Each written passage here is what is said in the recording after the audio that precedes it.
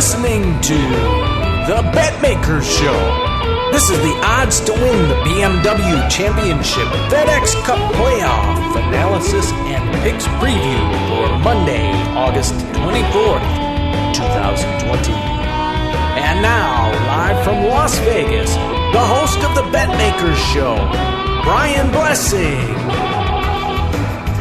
Hi, everybody. Time for the golf betting podcast. It's the FedEx Cup Playoffs. Brian Blessing in Las Vegas. Cam Stewart is north of the border. Dustin Johnson is going to win this week. Thanks for stopping by.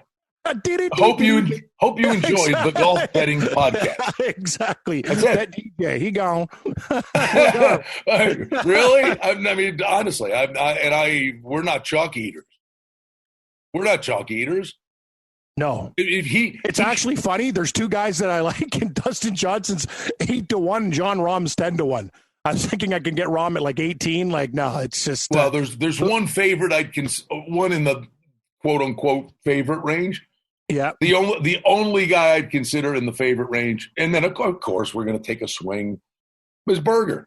Honestly, I mean, but to me, this is Cam. If you remember the level at which he had played, however many, was it 3 years ago when he went into Augusta?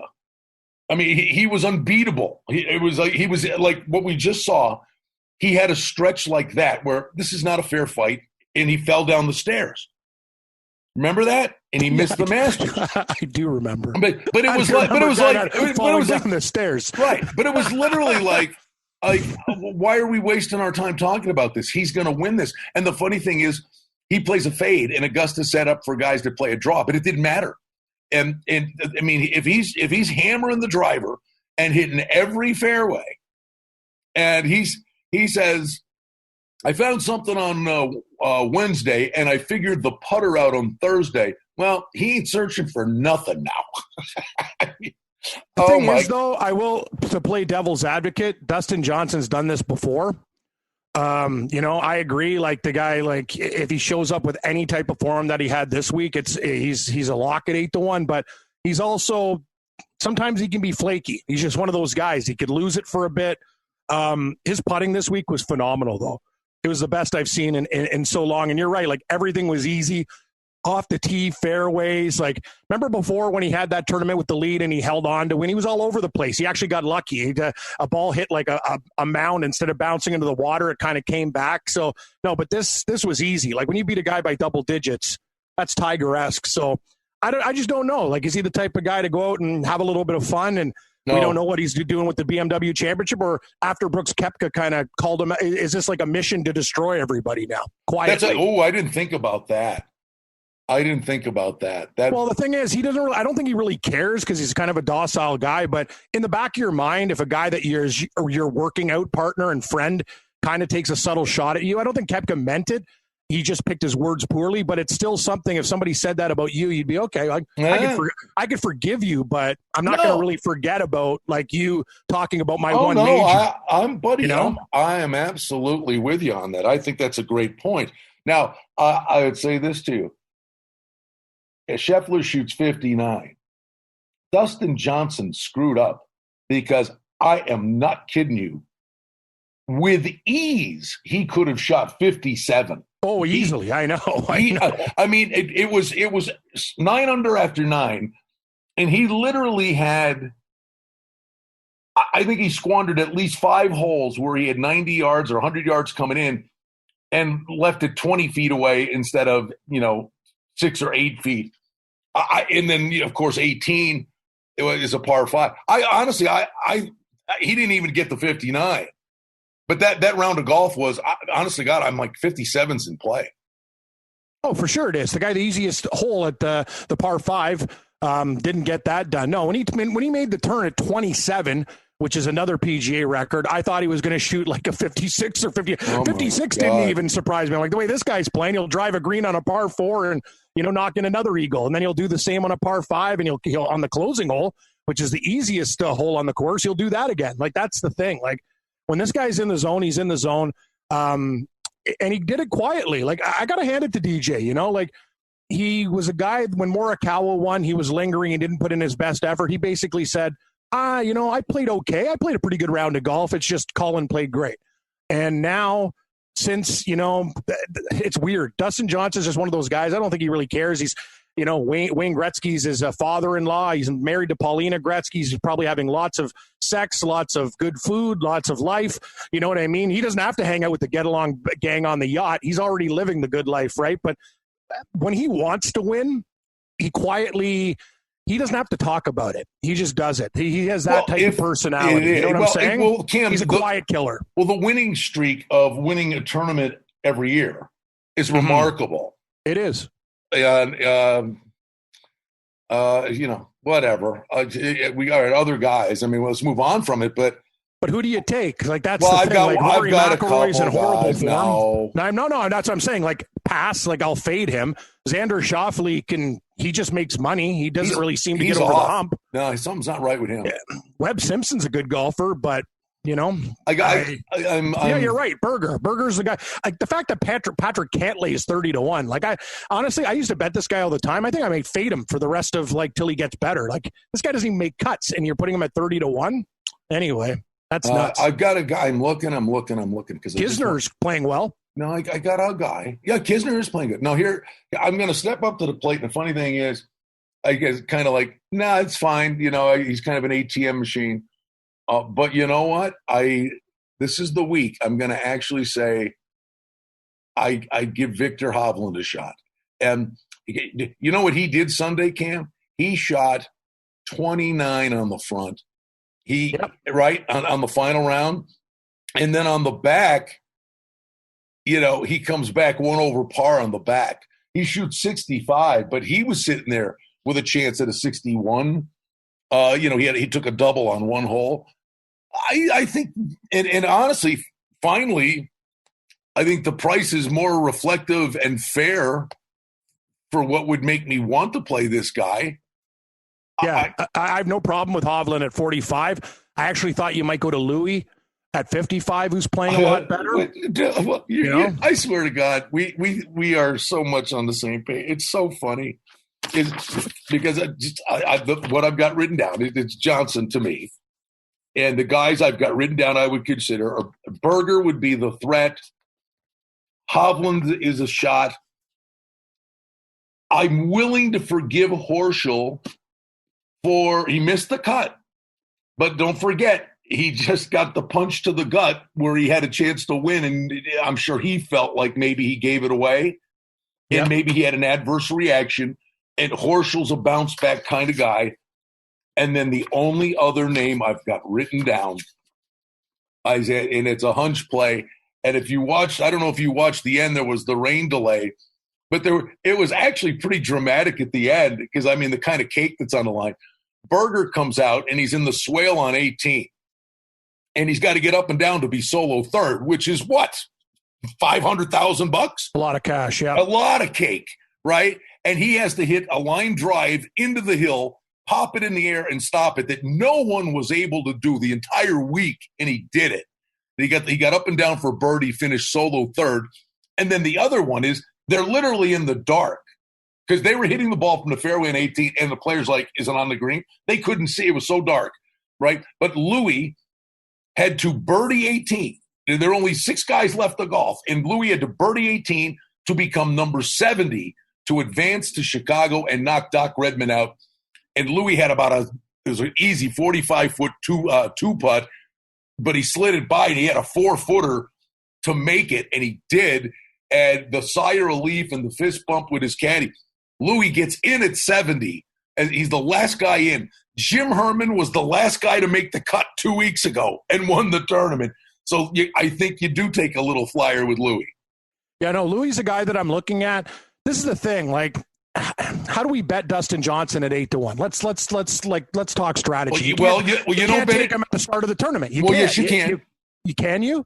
Well, what? Put $100 on him? Like, what do you do? To win? No, there's one way. Put $10 on him to win $80. Well, no, there's one way. You're going all in. You're like my horse. That's it. I'm not spreading out with 4 or 5 guys, and I'm going all in. I'm taking whatever your weekly bankroll is. and spreading out and blah, blah, blah, and then reloading. You say, no, here's my budget. I'm going all in.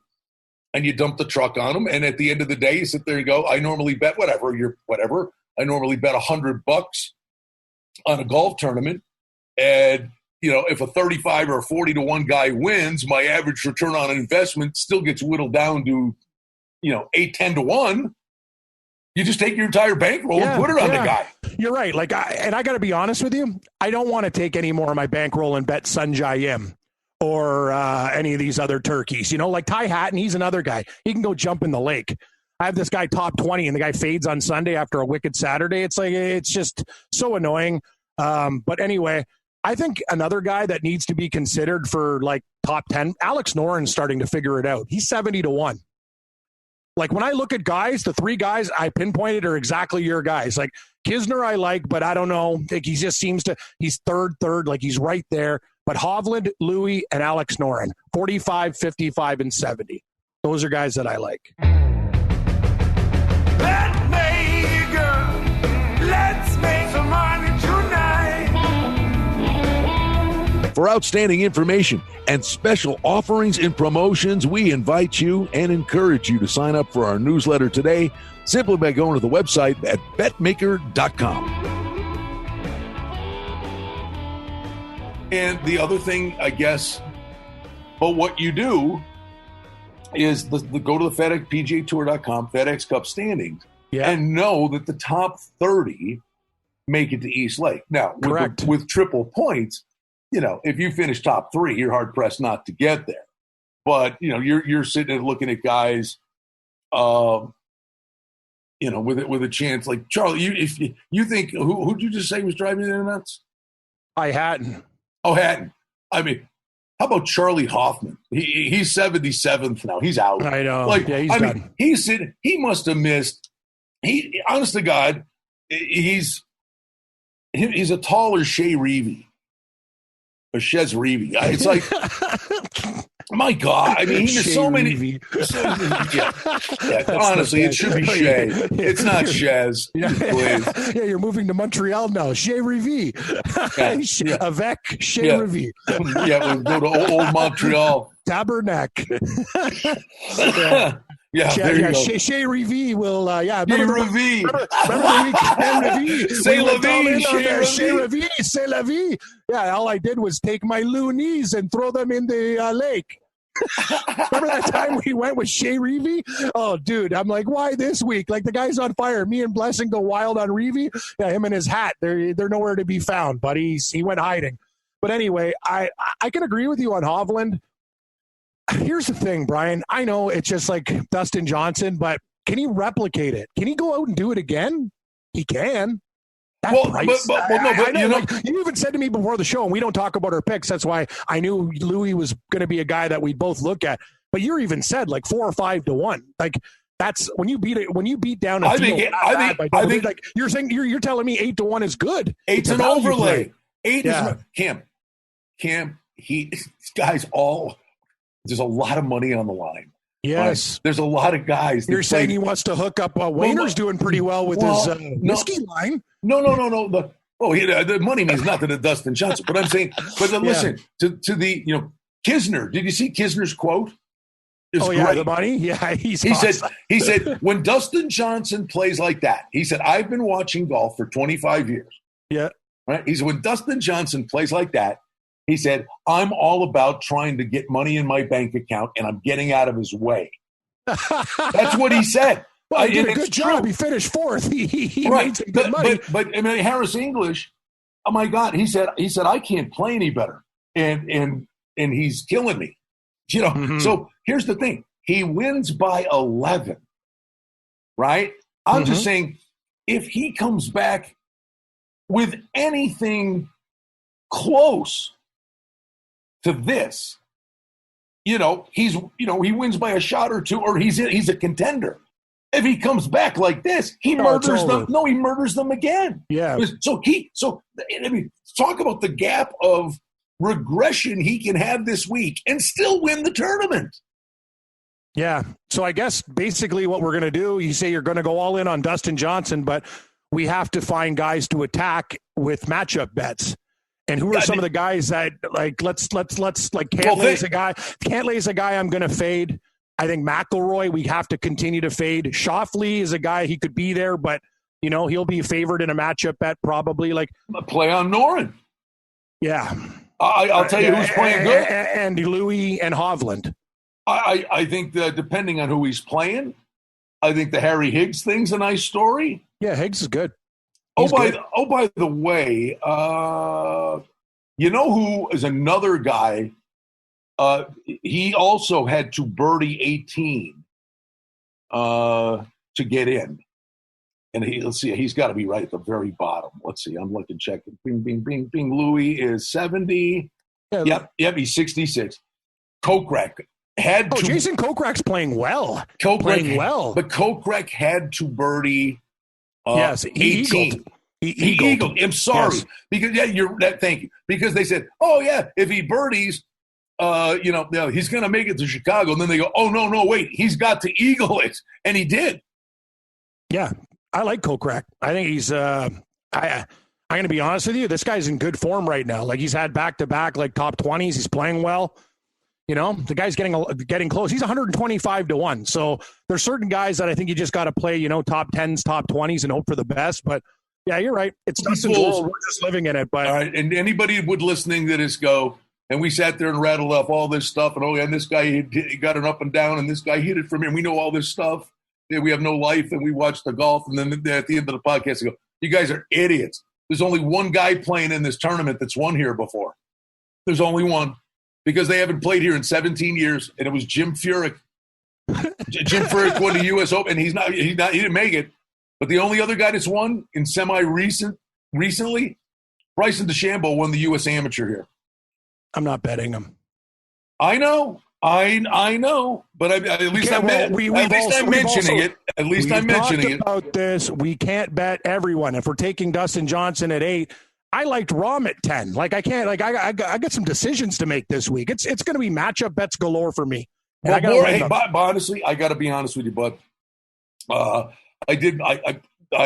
broke even this week because on my front end stuff, I'm not even a whiff right with Johnson, and I always do my 3-team parlay tournament matchup.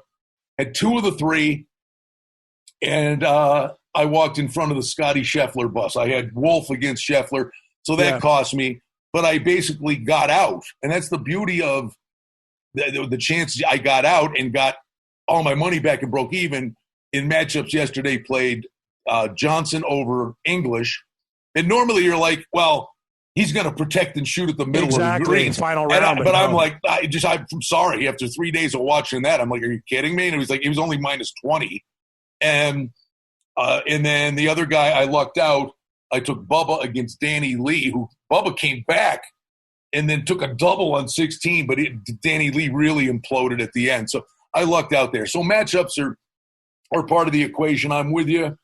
And they say the course is a beast. Let me double check. 73-66, par 70. Longer hitters. Yeah, you got to go with longer hitters. Could you go with a Wolf with a bounce back week? He's one of these. I don't know. He's streaky. He's streaky. Yeah, that's the thing. Like Wolf was one of those guys. He was there for us, and then all of a sudden you look and he's +4. I can't have that. I would rather have a consistent guy. Well, you're right. Wolf's great. Like he is streaky. When he's hot, he's damn hot. When he's cold because he can go birdie and put up a triple with the best of them. He's a very good player, but I'm looking for more consistency in my guy. I don't know. Like, maybe I got one. You need guys who are going to hit it. You need guys who are going to murder the ball, like Dustin Johnson, like Justin Thomas, like John Rahm. But murder the ball and hit fairway. Bryson. Oh, boy. No. No. Hideki? No. The current form's a train wreck. I was taking a look at Leishman.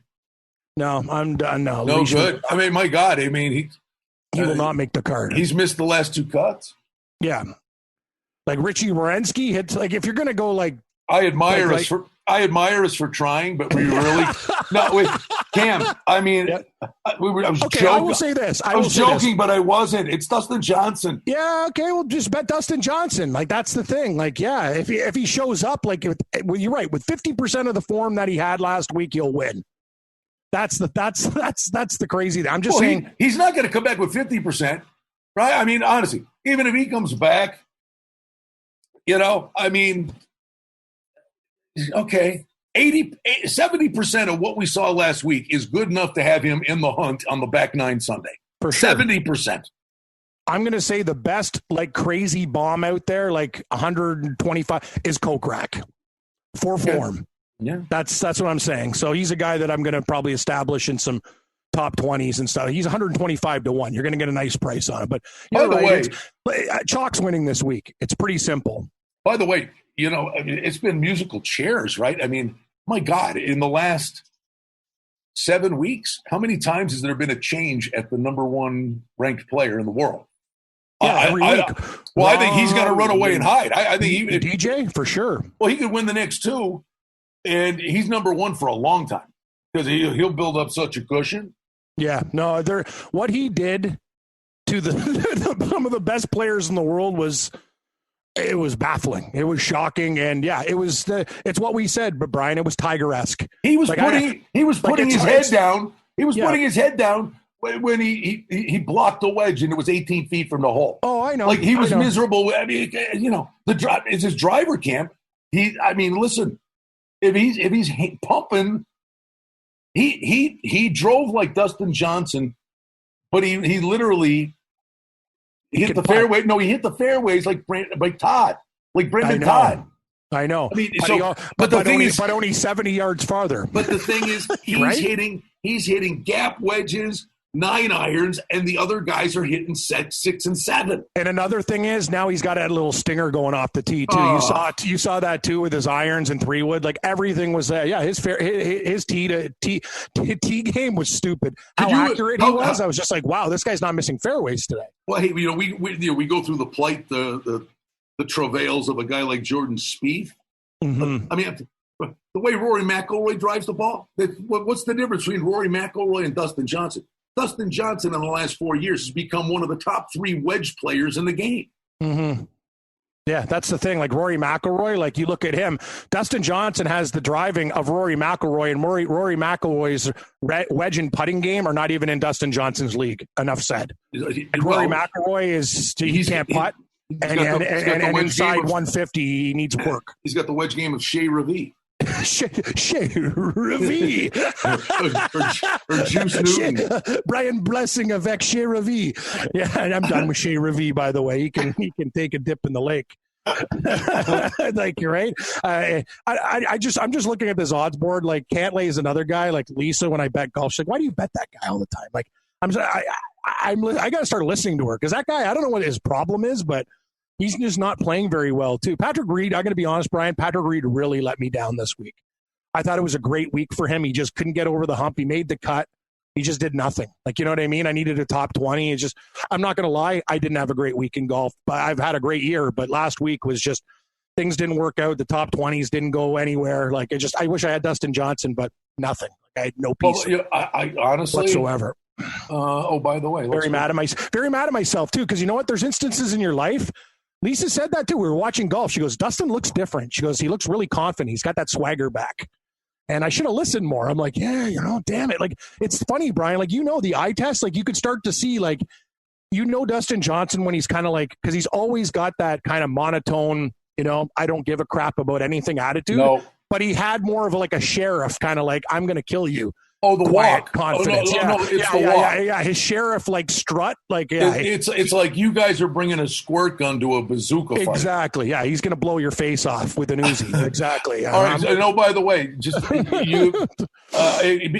me tell you this. If he does it again, and we said this a month ago, and we saw it, that DeChambeau was on a Tootsie Roll, you better bet him because he's got a 4-shot lead at the Masters to start. Because he's going to hit it over the trees on 13, DeChambeau. Yeah. Sure enough, he went down to the favorite for the Masters. Well, let me tell you something. Oh, how things have changed. Dustin Johnson's always prominent in the U.S. Open. He's 10-1 now to win the U.S. Open. And if you're looking for the overlay, he's 12-1 for the Masters. Yeah. What can you say about that? That's a good price. He is What are they thinking? They got Rory McIlroy the favorite for the Masters. What the hell are you thinking? Not in my sports book. He's in the Schauffele range there. Like I'm not betting Rory at plus 950. Pass. I would take Tiger over McIlroy. Oh, I agree. Like no thanks. I mean, I know McIlroy's going for the career Grand Slam. I get it, but you know what? Until he shows me something, and he hasn't shown anything. Now, all right. Well, there you go. We just wait. How long? Hi, everybody. Brian Blessing. How long was this? Dustin Johnson. No, it was about 25, 30 minutes, I think. Yeah, well, folks, just in case you're just joining us, 24 minutes ago, we told you to play Dustin Johnson. And now we're telling you, play Dustin Johnson. I mean, come on. I don't want to be a chalk eater. Well, here, we'll wrap it up. The bottom line with chalk is it still fills your gut, and the thing is, he wins the tournament, we get paid. That's the thing about chalk. I don't mind chalk when it wins. Like, in hockey, Vegas, like people are like, Vancouver's a dog or whatever. No, Vegas is going to win the game. Sometimes you go minus 1.5, or you put it in a parlay, right? Let's wrap it up with this. This is a betting. Okay, let's wrap it up. But it's a betting thing. My beloved friend Cameron plays horses now. I do a lot, and we've talked about this a lot. I've played it forever. Cam's knee deep in it now, loves it. And you learn and learn and learn every day. But one thing I will tell you, it took me a lot of years to learn. And this is the mindset of the horse player, where you sit there and the horse is 8-5, and you've got past performance going, literally, this horse is lone speed, or the race is set up to a tee for him. He has to fall down to lose, and it can happen, but he's 8-5. But the mindsetter of the horse player is, I'm going to beat the prick. Mm-hmm. Right? And they sit there and try to manufacture it. And I was that guy for 20 years ago. I was that guy. And then it dawned on me, like, well, wait a minute. Some of the biggest scores I make is he is going to win this race.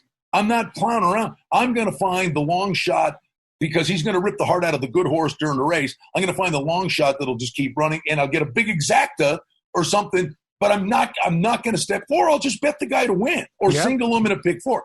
But the moral of the story is that the horse player that sits there and says, I'm going to try to beat the horse, is the same guy that's betting $110 to win 100 on a football game that's -3, that's a coin flip.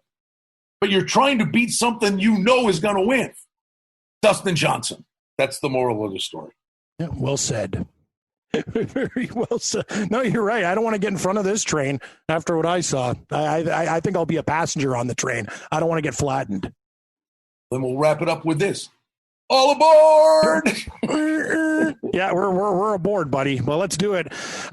Man, I just 8-1. Nah, you're right. He should be 5-1. You're right, Brian. You're right. He should be. I like when we end the show when you say that. So we're ending it right there. Yeah, that's it. Brian, you're right. Edit. Snip. Paste. Fade to black. Yeah, exactly. Betmaker, let's make some money tonight. Well, that's the Betmaker Show for now. We publish multiple times each week. We'd like to thank you for listening, and if you liked what you heard, please take a moment to leave a rating and review, or subscribe to our show feed, or share our show with a friend or two and help us grow the show. We very much appreciate it. Visit us on the web at betmaker.com, and reminder to sign up for the newsletter. Thanks to our engineer, Darren Vandermolen, and producer, Mike Gallivan. The Betmaker Show is a production of Cardinal Marketing Incorporated. Betmaker is a registered trademark. Any rebroadcast, reproduction, or other use of this content without the express written consent of Cardinal Marketing Incorporated is strictly prohibited.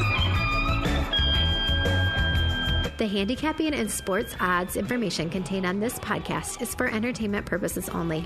Please confirm the wagering regulations in your jurisdiction, as they vary from state to state, province to province, and country to country. Using this information to contravene any law or statute is prohibited. The podcast is not associated with, nor is it endorsed by any professional or collegiate league, association, or team. This podcast does not target and is not intended for an audience under the age of 18. If you think that you have a gambling addiction, stop this podcast now and please seek help. Gambling and betting on sports is a form of entertainment and should be about having a good time. But when done excessively, it may negatively affect other areas of a person's life, such as their physical and mental health, school or work performance, finances, and or interpersonal relationships. At Betmaker.com and the Betmaker Show, we're concerned about the addiction that gambling may cause, and for this reason, we encourage everyone to practice responsible gambling, an approach to gambling that helps you ensure that it remains an enjoyable activity. Here are the main principles of responsible gambling. Don't think of gambling as a way to make money. Always gamble with money that you can afford to lose. Set limits and stick to them. Never chase losses. Don't gamble when you're depressed or upset, and create a healthy balance. Always be aware of how much time you spend gambling or thinking about gambling. And do not allow gambling to cause you to miss out on time with family and friends or time spent on other activities you enjoy. By following these guidelines, gambling can be a good time and great entertainment. If you feel at any time that your gambling is taking away from important areas of your life, is causing you stress or depression, or is leading to financial losses that are beyond your control, please reach out for help. Learn more at responsiblegambling.org.